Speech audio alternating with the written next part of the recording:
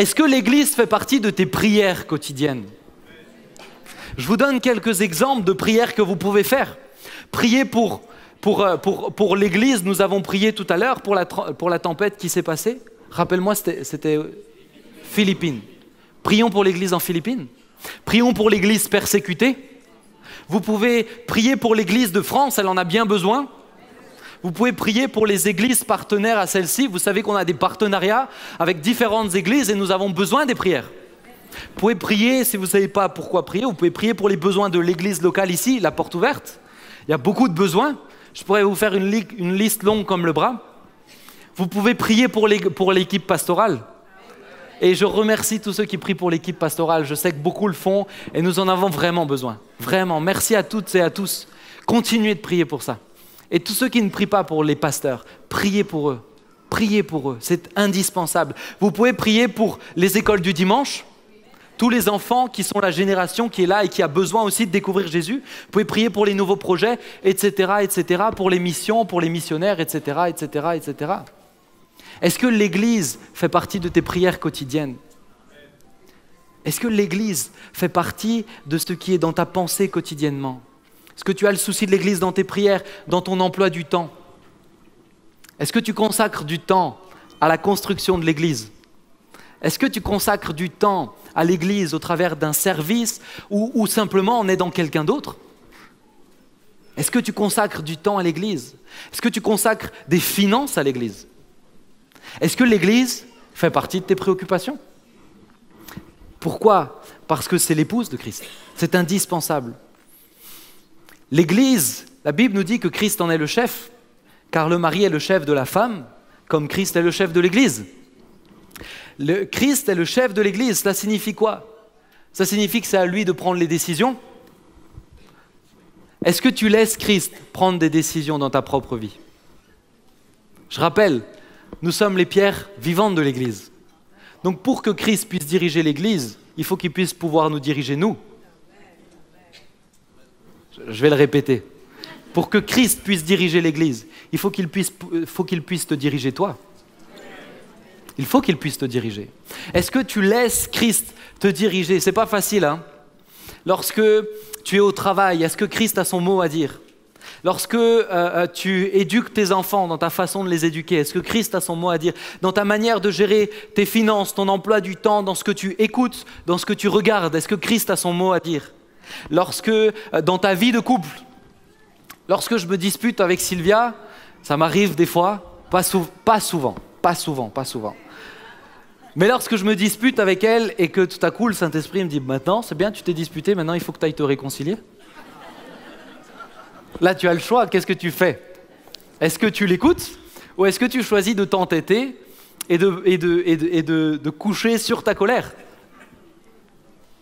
Est-ce que Christ a son mot à dire dans ta propre vie? Peut-il te parler? Peut-il te diriger?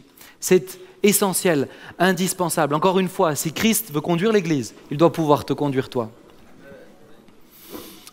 Christ va purifier l'Église. Christ va la secouer. C'est ce que nous avons lu dans Éphésiens 5. Au verset 25, comme Christ s'est livré lui-même pour elle, afin de la sanctifier par la parole, afin de la purifier par le baptême d'eau, afin de la faire paraître devant lui, cette Église glorieuse, sans tache, ni ride, ni rien de semblable. Alléluia, mais sainte et irrépréhensible. Le but de Jésus, c'est de rendre l'Église glorieuse. Le but de Christ, c'est que son épouse soit belle. Vous êtes d'accord? Messieurs, vous préférez que votre épouse soit belle que pas belle? C'est logique. Après, ça dépend des goûts. Mais ça, c'est une question de goût. Ça, je ne vais pas rentrer sur ce chemin-là. Mais logiquement, vous préférez que votre épouse soit belle que pas belle? Christian dit ça dépend. Ça dépend s'il y a d'autres qui la regardent, c'est ça? Ah, voilà. Bon, je ne vais pas parler de la jalousie aujourd'hui. Mais le but de Christ, c'est de la rendre belle. Mais pour la rendre belle, par moment, il va devoir la purifier. Pour la rendre belle, par moment, il va devoir la sanctifier. Et c'est indispensable. Christ dirige l'Église comme cela. Il va la corriger, la sanctifier, la remettre en place lorsqu'il le faut.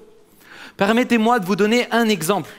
Je vais vous lire un texte qui se trouve dans ce livre, Les réveils religieux de Charles Finet. Je ne sais pas si vous le connaissez. Alors, il n'est pas facile à lire. C'est un homme qui vivait entre 1700 et 1800. C'était un homme de réveil incroyable. Mais si vous avez le courage, je vous encourage à le lire. Si vous avez la force, je vous encourage à le lire. Il est vraiment excellent. Et j'aimerais vous lire juste quelque chose qui s'est passé dans une réunion de prière. Ce n'était pas un culte, c'était une réunion de prière. Écoutez bien, avec 12 personnes. Cette description concorde avec le récit fait par Finet de la réunion de prière qui fut le début de réveil de Western. Ayant l'intention de ne rester que l'après-midi dans cet endroit, Finet refusa l'invitation de présider la réunion de prière habituelle, mais accepta d'y assister. Il fut particulièrement choqué par la froideur de l'ancien qui présidait et qui fit une longue prière qui était en même temps une exhortation et une narration. Vous savez, ces prières qui sont interminables de la part des autres.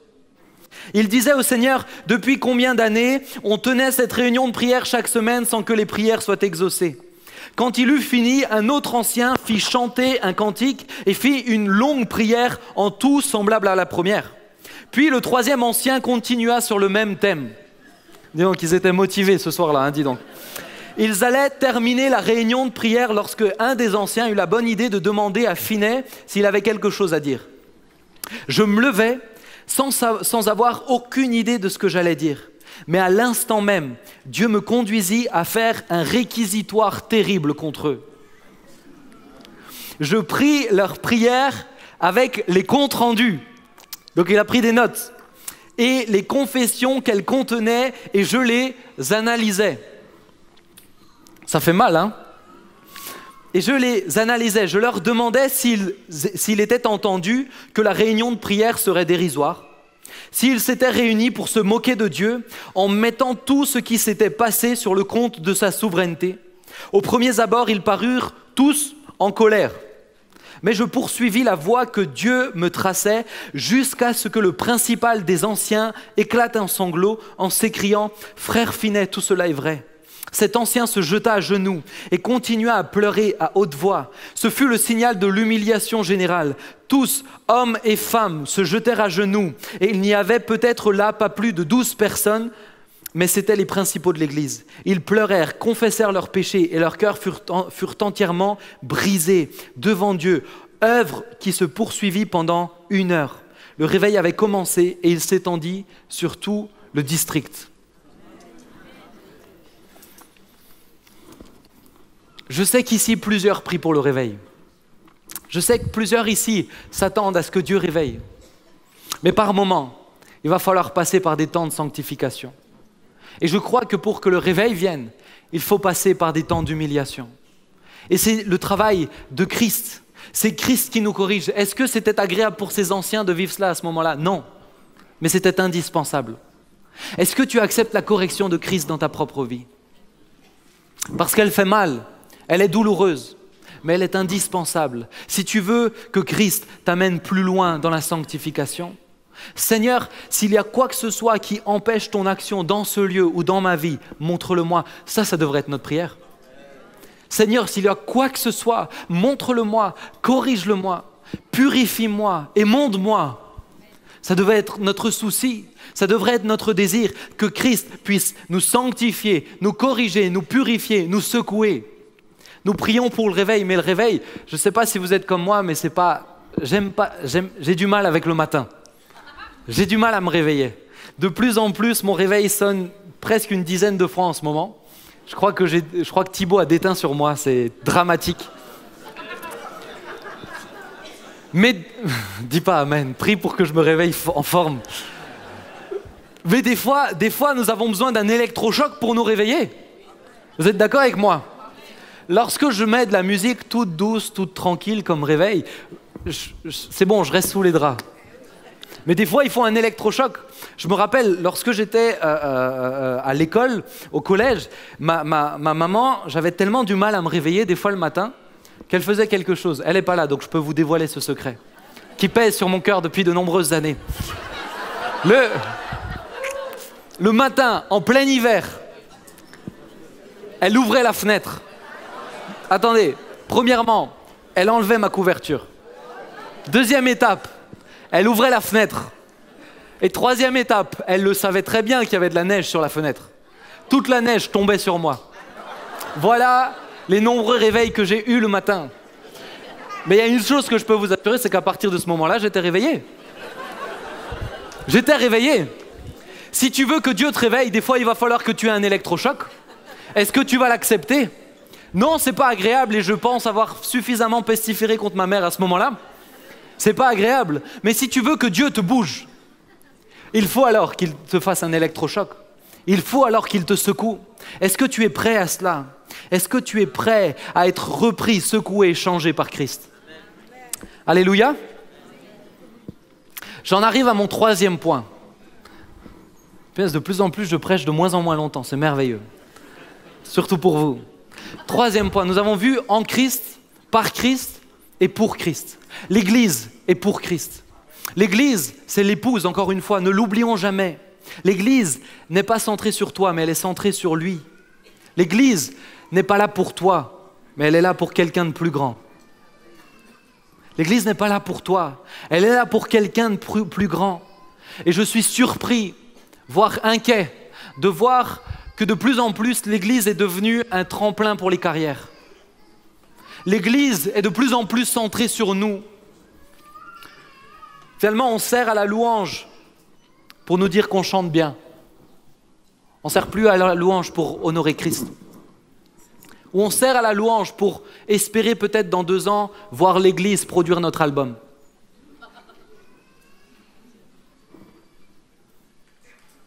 Aujourd'hui, ce point-là que je vous partageais, je le partageais aux jeunes la semaine dernière parce que c'est vraiment une prière et un souci que j'ai sur mon cœur. Aujourd'hui, on voit beaucoup de personnes qui prêchent, mais qui n'ont plus le souci des pasteurs, qui n'ont plus le souci des brebis. On a des prédicateurs, c'est centré sur nous. On n'a plus le souci des hommes et des femmes qui sont en face de nous. Aujourd'hui, on s'attend à ce que Dieu guérisse, à ce que Dieu sauve, mais pas pour sa gloire, pour dire « j'ai posé mes mains sur quelqu'un, il a été guéri ». J'ai parlé à quelqu'un, il a reçu Jésus. L'Église n'est pas centrée sur toi. L'Église n'est pas là pour toi. L'Église n'est pas là pour que tu sois mis en valeur. L'Église n'est pas là pour que tu sois mis en évidence devant tout le monde. L'Église est là pour Christ. Veillons à cela, frères et sœurs, tous ceux qui servent. Veillez à cela, que l'Église, que votre service ne soit pas centré sur vous, que votre motivation ne soit pas mauvaise, que votre motivation ne soit pas erronée. Le seul but, le seul objectif, c'est que l'épouse de Christ soit belle et prête. Alléluia. Regardez, la Bible dit qu'on est des lumières. Vous êtes d'accord? En version actuelle, nous sommes des lampes de poche. Vous êtes d'accord? Oui? Non? Les piles, c'est le Saint-Esprit. C'est lui qui te permet de briller. Alors, je ne vais pas vous éclairer dans les yeux. Le but d'une lampe de poche, c'est pas qu'on la regarde comme ça, ça fait mal. Le but d'une lampe de poche, c'est pas qu'on la regarde comme ça, vous êtes d'accord avec moi? Le but d'une lampe de poche, c'est quoi? C'est d'éclairer. Le but d'une lampe de poche, c'est de montrer s'il y a des choses, de montrer le chemin, simplement. Et le but de la lampe de poche, c'est de montrer Dieu. Le but, c'est pas qu'on te regarde toi. Le but, c'est pas qu'on t'admire toi. Le but, c'est que tu montres le chemin de Christ. Le but, c'est seulement ça. Le but, c'est que tu révèles Christ. Tu es là pour briller, pas pour qu'on te dise « Waouh, tu brilles ». Normalement, regardez Moïse, lorsqu'il brillait tellement, on ne pouvait même plus le regarder. On ne devrait pas t'admirer à cause de ta lumière. Tu devrais montrer le chemin. Tu devrais révéler. Tu es appelé à ça.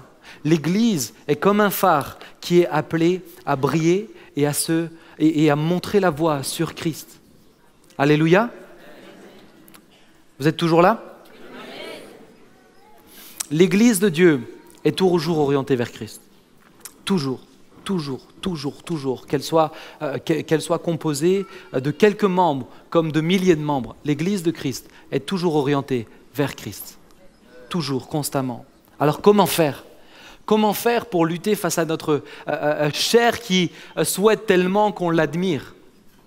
Eh bien, la Bible dit que nous devons être un peuple d'adorateurs, centré sur Christ. L'adoration, c'est cela. Tout est centré sur lui. Devenons des vrais adorateurs. Des hommes et des femmes qui ne chantent pas juste pour qu'on écoute leur belle voix. Des hommes et des femmes qui chantent parce qu'ils aiment Christ. Des hommes et des femmes qui vivent parce qu'ils aiment Christ. L'adoration, ce n'est pas simplement les chants. L'adoration, c'est un mode de vie. Devenons ces hommes et ces femmes qui sont simplement dans le désir de mettre Christ en valeur constamment, constamment et constamment. Où que ce soit, au travail, dans la famille, à l'église, dans le service, l'église est centrée sur Christ. Alléluia. J'aimerais terminer, peut-être si l'équipe de louange peut juste venir, et j'aimerais terminer avec ce proverbe que vous connaissez. La femme vertueuse, la femme de valeur. Proverbe 31, versets 10 à 30. Qui trouvera une femme de valeur? Elle vaut bien plus que des perles. Le cœur de son mari a confiance en elle, et c'est tout bénéfice pour lui. Elle lui fait du bien et non du mal tous les jours de sa vie. Elle se procure de la laine et du lin et travaille d'une main joyeuse. Pareille à un navire marchand, elle rapporte ses provisions de loin. Elle se lève alors qu'il fait encore nuit et elle donne la nourriture à sa famille et ses ordres à ses servantes. Elle pense à un champ et elle l'achète. Avec le fruit de son travail, elle plante une vigne. Avec la force en guise de ceinture, elle affermit ses bras. Elle constate que ce qu'elle gagne est bon. Sa lampe ne s'éteint pas pendant la nuit. Elle file elle-même la laine. Elle tisse elle-même les habits. Elle ouvre ses bras aux malheureux. Elle tend la main aux pauvres. Elle ne redoute pas la neige pour sa famille, car chacun y est habillé de cramoisi. Elle se fait des couvertures. Elle a des habits en fin lin de pourpre. Son mari est reconnu aux portes de la ville lorsqu'il siège avec les anciens du pays. Elle fait des chemises et les vend, et elle livre des ceintures aux marchands. La force et l'honneur, voilà ce qui l'habille.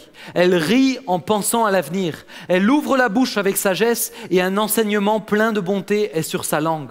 Elle veille à la bonne marche de sa maison et elle ne mange pas le pain de la paresse. Ses fils se lèvent et la disent heureuse. Son mari aussi, et il chante ses louanges. Bien des femmes font preuve de valeur, mais toi, tu leur es à toutes supérieure. La grâce est trompeuse et la beauté est illusoire. C'est de la femme qui craint l'Éternel qu'on chantera les louanges. Donnez-lui du fruit de son travail et qu'aux portes de la ville, ses œuvres fassent son éloge. Fermons nos yeux un instant, si vous le voulez bien, pendant que Joe commence simplement à jouer. Je voulais conclure et terminer avec ce texte de la femme vertueuse, la femme de valeur. Parce qu'elle décrit l'épouse parfaite. Et nous sommes appelés à être l'épouse de Christ, l'épouse parfaite pour Christ. Cette femme se donne beaucoup de peine, cette femme travaille, cette femme a des paroles d'encouragement, cette femme n'est pas paresseuse, cette femme aide les autres, cette femme a les soucis de ceux qui l'entourent. Ce matin, nous avons vu que Christ est le fondement et le centre de l'Église. Nous sommes l'Église. Et j'aimerais que nous puissions nous poser cette question.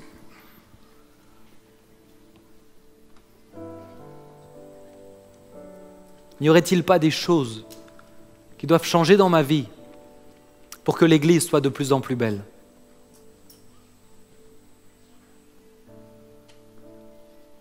Peut-être que tu réalises que l'Église n'est pas une de tes priorités dans ta vie. Il y a beaucoup de choses, mais l'Église est bien loin. Tu vois l'Église comme un lieu où tu te fais du bien, où il y a les paroles de connaissance pour toi, il y a ceux qui servent pour toi, il y a les prédications pour toi. Ce matin, réalise que l'Église n'est pas pour toi.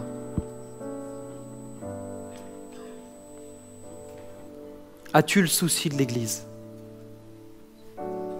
As-tu les désirs de voir l'Église devenir de plus en plus belle? pour qu'au retour de Christ, elle soit cette épouse glorieuse. Christ revient bientôt. Mais je crois que Dieu nous parle individuellement ce matin. L'Église, ce sont les pierres vivantes. Que chacun se remette en question. Que chacun laisse l'Esprit de Dieu lui parler et lui montrer les choses à corriger. Non seulement pour que tu sois plus heureux dans ta vie, mais pour que l'Église soit de plus en plus belle.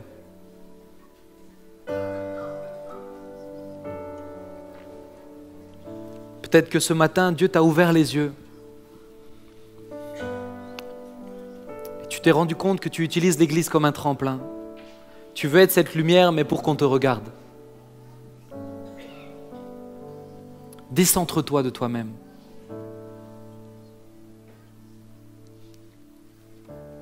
Tout revient à Christ. Nous sommes en Christ. Nous sommes par Christ. Et nous sommes pour Christ, l'Église.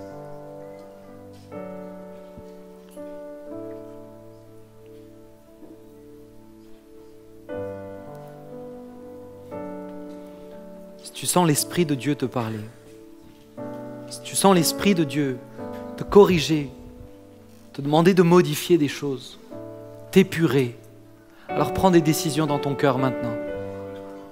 Prends des décisions. Et je t'encourage, lorsque tu auras le temps dans ta journée, peut-être en sortant ou avant de quitter ce lieu, de les noter quelque part. Je choisis de changer cela parce que Dieu me l'a montré, pour que l'Église soit de plus en plus belle. Je choisis de prier maintenant régulièrement pour l'Église persécutée. Je choisis d'avoir le souci de l'Église de la porte ouverte.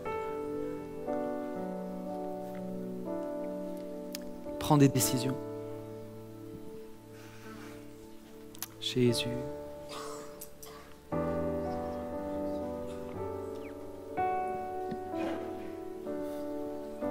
Et commence à prier. Commence à prier. Commence à dire, Seigneur, donne-moi d'aimer ton Église. Jésus, je te demande pardon pour toutes les fois où j'ai pris beaucoup de temps pour moi, mais tellement peu pour ton Église. Je te demande pardon pour toutes les fois où j'ai eu le souci de mes propres affaires, mais tellement peu de l'Église et de celle de l'Église. Prie pour toi. Demande à Dieu de t'aider. Jésus, s'il te plaît. Donne-moi d'être une lumière, Seigneur, qui éclaire et qui dirige vers toi. Pas une lumière qui est centrée, juste sur elle-même. Aide-moi, rends-moi sensible. Seigneur, nous avons tant besoin de toi. L'Église a tant besoin que tu la purifies. L'Église a tant besoin que tu la sanctifies. Alors, pour cela, sanctifie-moi. Sanctifie-moi. Mon frère, ma sœur, j'aimerais pas prier seul. Est-ce que je peux t'entendre élever ta voix? Jésus, sanctifie-moi. Sanctifie-moi. Et montre-moi, corrige-moi. Corrige-moi là où il y a des choses à tailler dans ma vie. Des choses que je regarde, des choses que j'écoute. Seigneur, montre-les-moi afin que je les change, s'il te plaît. S'il te plaît, aide-moi à ne pas parler mal de ton Église. Parce qu'à chaque fois que je parle mal de ton Église, je parle mal de toi et de ce que tu as créé. Oh Seigneur, rends-moi sensible, s'il te plaît. Nous avons tant besoin de ta grâce, j'ai tant besoin de cela.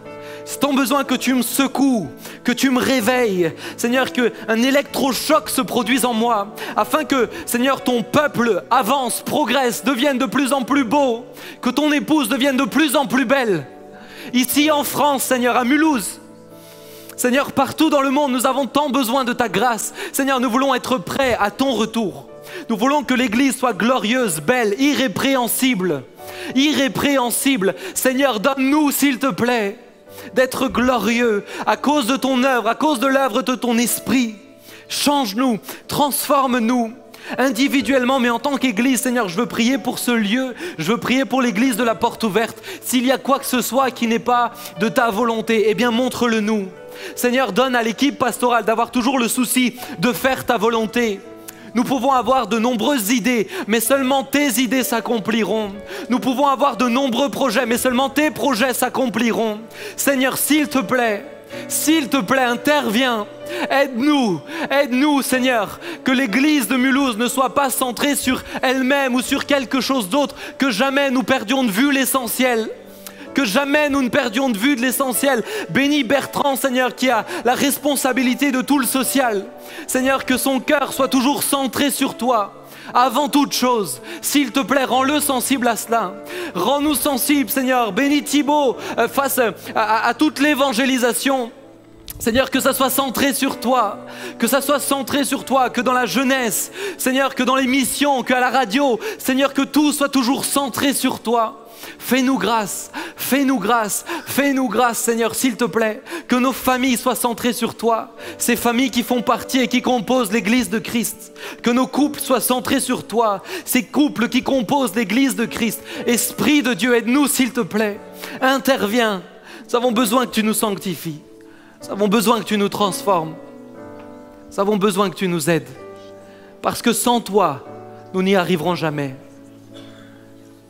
Mais qu'est-ce que c'est rassurant, Seigneur, de savoir que c'est toi qui corriges, de savoir que c'est toi qui sanctifie, de savoir que c'est toi qui immonde.